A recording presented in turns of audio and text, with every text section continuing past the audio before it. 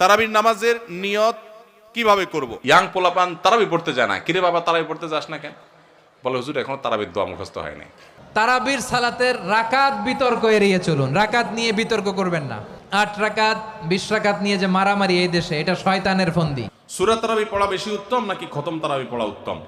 তারাবির নামাজে কি সুন্নত না নফল নাকি ওয়াজিব? তারাবির নামাজের নিয়ত কিভাবে করবেন? কার মুখস্থ আছে তারাবির নিয়ত? নামাইতুয়ান বলেন, কার মুখস্থ আছে? একজন বলেন অন্তত। তারাবির নিয়ত কে বলতে পারবে?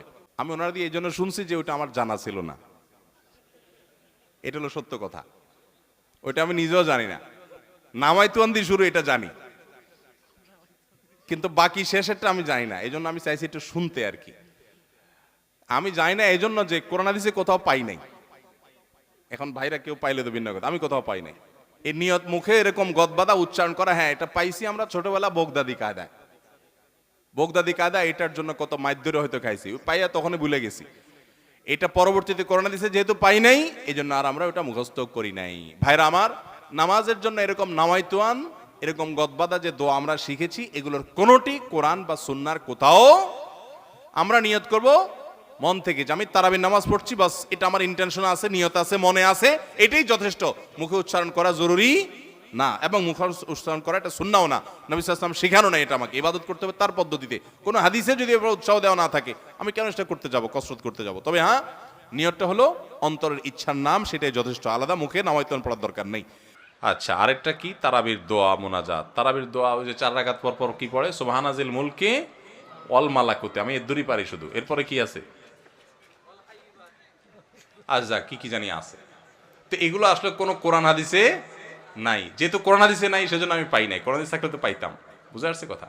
আমরা একসময় দেখছি যে ইয়াং পোলাপান তারাবি পড়তে যায় না, কিরে বাবা তারাবি পড়তে যাস না কেন? বলে হুজুর এখনো তারাবির দোয়া মুখস্থ হয় নাই। বুঝতে পারছেন? তো তারাবির নামাজের জন্য 4 রাকাত পর পর দোয়া পড়া, এটা তারাবির সাথে এর কোনো সম্পর্ক নাই। দোয়া পড়ার কোনো প্রয়োজন নাই। 4 রাকাত পর একটু অবসর দেয় ইমাম সাহেব, এটা রেস্ট। আপনি এটা একটু পানি খাবেন, দরকার একটু হাত পা এদিক সেদিক করবেন, একটু রেস্ট করবেন, একটু শরীরটা এলায়া বসবেন, দরকার একটু পেশাব ওযু করে চলে আসবেন।